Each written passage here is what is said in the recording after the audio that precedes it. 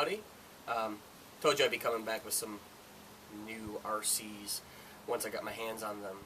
And I believe in my last video I said I was selling off the Fox I just built and another Traxxas that I had just got done kind of souping up or whatever. The Traxxas sold. The Fox did not. And the Fox actually, I'm thinking keeping that. I actually never wanted to get rid of it, to be honest, but I was so anxious to get my hands on some new RCs. You know, you always think hastily. But no, the Fox, it's right here. You know, it's so pretty. I don't want to get rid of it. I love this thing. I always wanted to get one of these back. I had one when I was a kid, so there's nostalgia there. And you know, like I said, well, if you watched the last video with the Nova Fox, I can get parts for this thing again, so I can actually bash it and have some fun with it. So I'm keeping it, I think. You know, what the hell. So now with what I'm doing, I went ahead and, like I said, I sold the Traxxas, and I picked up 2 new RCs. And God love Craigslist, right? I mean, other than the fact you might get murdered or raped or whatever, you know, that's all bad. But man, you can get some great deals if you put up with the possibility of murder or rape or kidnapping or whatever Craigslist has to offer.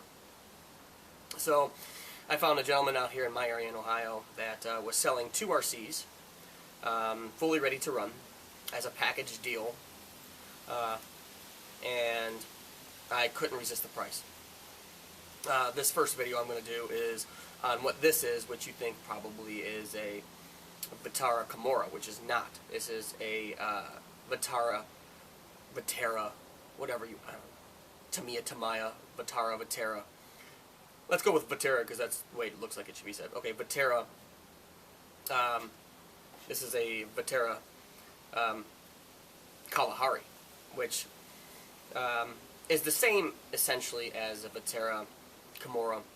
The only difference is the bumpers, and the wheels, and the body when you buy it. But I don't like the body it comes with. It's ugly. And besides, the body that was provided when I purchased this was repainted on the outside of the Lexan and cracking and chipping, and it just looked like hell. So I honestly wanted to make this kind of a speed runner for packed dirt or street. So right now you're seeing the outside of what I've done, and this is kind of like my street setup. These are Traxxas wheels, actually. Traxxas on-road slicks, I guess you could call them. I've done a few other things to this. And if you want to see what I'm going to be running in packed dirt, I went ahead and bought Low C8 wheels and tires, because in my experience these things work really good. And they're not expensive, $8.99 a pair. So totally worth it. The RTR version of this car comes with this the DX2L, the Spectrum, which is a good controller. I have no complaints about that.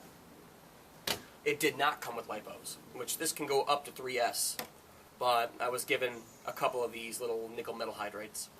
So I've got a couple of lipos on their way for this. 2S and 3S. So I can, you know, break it, have fun with it, scratch it all up, because it's too pretty right now. So,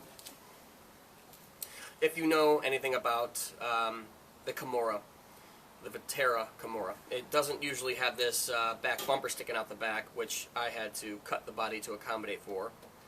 That's because, once again, this is a Kalahari. But I actually like the fact that there's a external bumper here, just in case.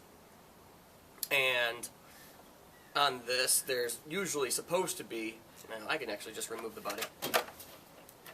There's usually supposed to be a foam bumper on the front that would kind of be going along the contours of the front of the body, but when you're running the body that comes with this, the front bumper is actually exposed.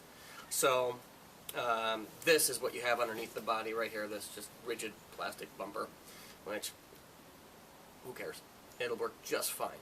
I did have to fashion body posts because the ones that come with this particular model, the Kalahari, are too short. So I went ahead and bought body posts, cut them down, and attached them properly. My hobby shop, one of my local hobby shops, either one of my local hobby shops didn't have the actual body posts, so I made them. And actually, these are much thicker, as you can see. These ones, this one. So mine are better, whatever. And they were like $3. Also, they don't come with adjustable tie rods, whatever you want to call them. So I went ahead and bought stainless steel threaded rod and RPM ball connectors and made them. So now I can adjust them. They ain't gonna rust because they're stainless steel, and the RPM ain't gonna break. Well, unless you beat them really hard. But I think this whole setup with the RPM parts and the stainless steel, I think was $6 for all of it. So it pays to make it on your own and cut it on your own.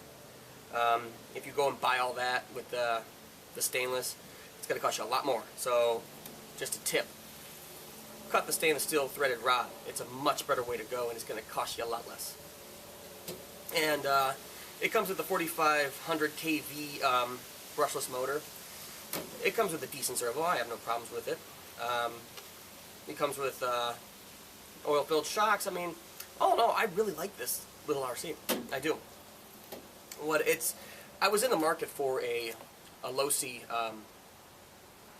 Mini 8 before I bought this, but when I got this for the price I did, I was fine with that, because honestly this shares so many of the same parts as a Mini 8, except for the fact that I think the chassis is a little longer and the A-arm's a little longer, but I can actually run the A-arms from a Mini 8 on this. I just have to get the elongated dog bones or whatever, and I can get the RPM parts and everything. So another tip, if you don't know that, it will work, and you could actually run the same shocks and everything. But as far as this little guy goes, even with the nickel metal hydrate, it's not slow, it's not hugely fast. I'm imagining the 2 and 3S lipos will make a humongous difference. And let's see. One thing, if anybody watches this video specifically because they bought one of these and have heard about the spur gear getting stripped out, I've taken a little time to look into this. The pinion that's provided is garbage. It's not going to put up with the power of lipo, and the pinion itself gets stripped out on the plastic of the spur and causes it to get sharp and will shave the spur down. Your best bet is to go ahead and get a nice pinion gear, and that should solve your problems, and know how to do the meshing. I mean, don't leave it too loose, don't put it too tight. Properly mesh it with a nice pinion and you'll be fine. So that is, and it has a battery in there, and I got another one, and a charger. So this thing, like I said, came to ready. You even left batteries in the controller. How nice is that?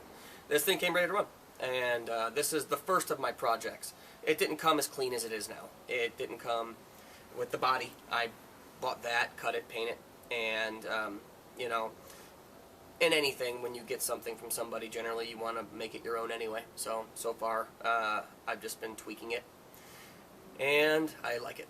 So I guess that concludes this video. I have another one to do because I got another RC that I just picked up and I'm really happy about. So till the next time, guys, we'll see you later.